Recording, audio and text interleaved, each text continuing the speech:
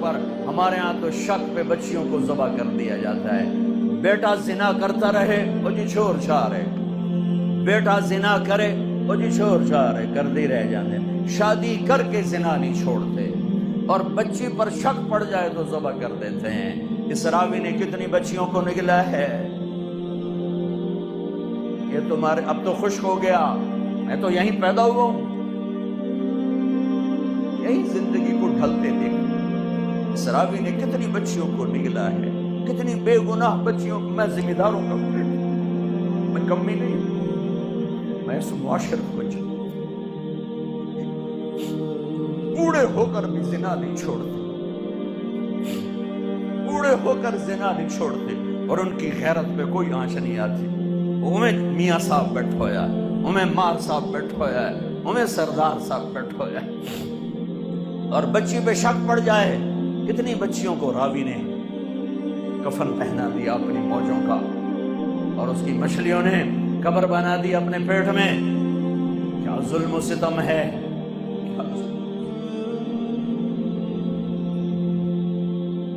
شک بھی پڑے تو گلے دبا دیے, سبق کرتی. میں یہی کی سنا رہا ہوں, میں کوئی باروں آیا.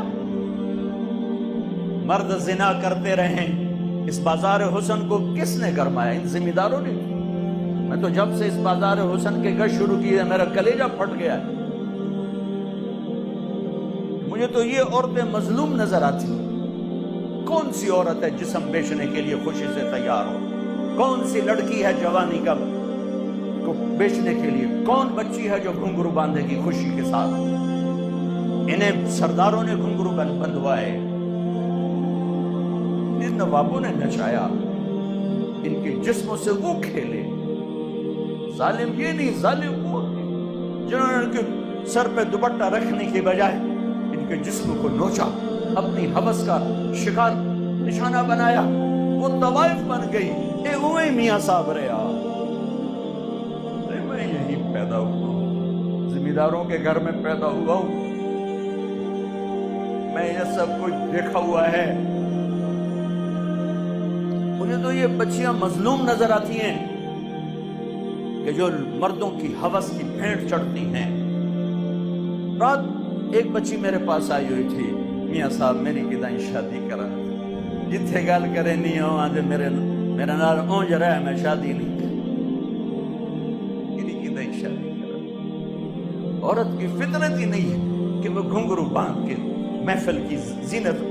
عورت کی فطرت میں تو حیا, پتہ نہیں کن دکھوں سے گزر کر کوئی بچی گھنگرو باندھتی, بچی اپنے جسم کو بیچتی. وہ ہیں سولی پہ لٹکائے جانے کے قابل جو ان کے جسموں کو کی قیمت لگاتے ہیں, ان کو عزت کی چادر نہیں پہناتے, اپنی ہوس کی بھینٹ چڑھاتے ہیں. انہیں سردار صاحب ہیں, ماہ صاحب ہیں, میاں صاحب ہیں, چودھری صاحب ہیں, وہ طوائف بن گئی. سردار صاحب رہا. میرے نبی فرما رہے ہیں عائشہ کوئی گناہ ہوا ہے تو توبہ کر لے, اللہ معاف کر دے. اللہ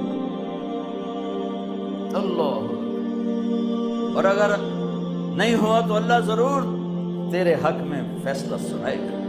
تو حضرت عائشہ 24 گھنٹے سے سوئی نہیں تھی, اٹھ کے بیٹھ گئی, رو رہی تھی. ایک دم آنسو خشک ہوئے. ابا میری صفائی پیش کر.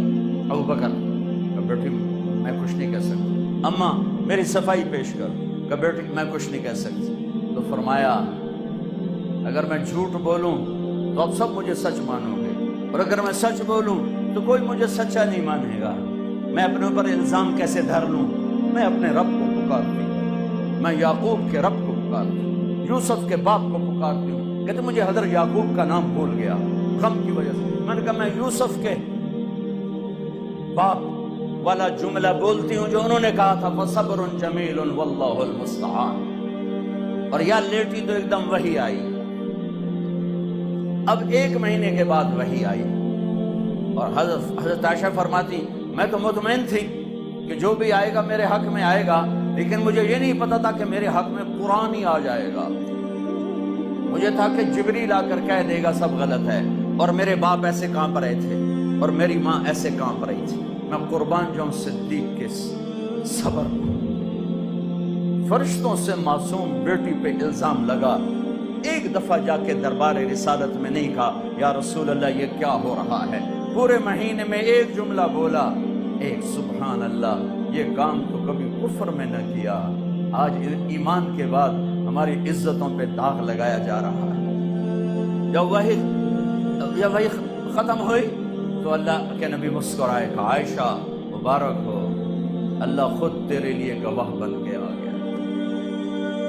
تو حضرت ام رومان نے کہا بیٹی اٹھو، اللہ کے نبی کا شکر ادا کرو، تو فرمایا نہیں، میں اس کا شکر ادا کروں گی جو میرا گواہ بن گیا ہے۔ اتنے دکھ پہنچانے والے عبداللہ بن ابی کے جنازے کے لیے کھڑے ہو گئے۔ کم وقت مر گیا، اس کے بیٹے پکے صحابی تھے، یا رسول اللہ میرے ابا کا وہ کفن دیں گے، آپ اپنا کرتا دے دیں، میں کفن اس کو پہناؤں۔ آپ نے کہا یہ لو۔ اب کہتے تو منافق ہے، میرے کرتے دے انہوں کی فائدہ، کہ یہ لو۔ یا رسول اللہ جنازہ پڑھائیں گے؟ کہاں پڑھاؤں گا، آپ کو خبر ہے کہ یہ کافر ہے، میرے جنازہ پڑھانے سے کیا ہوگا؟ کہ نہیں پڑھاؤں گا۔ اپنا کرتا دیا، کفن پہنایا، اس کے جنازے پر کھڑے ہوئے تو سامنے عمر آ گئے، یا رسول اللہ آپ جانتے نہیں یہ کون ہے؟ مجھے بتاتے ہو کون؟ جانتا نہیں تو اور کیا ہے، تو کہ جنازہ کیوں پڑھا رہے ہیں؟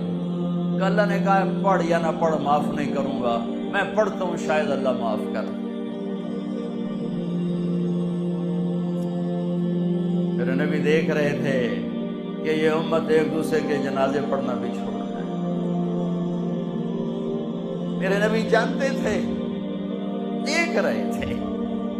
ارے آپ نے تو حسن حسین کے لیے ہاتھ نہ اٹھائے، تمہارے لیے ہاتھ اٹھائے، ان کو قربانی کے لیے پیش کر دیا، ایک لفظ نہیں ان کے لیے بولے۔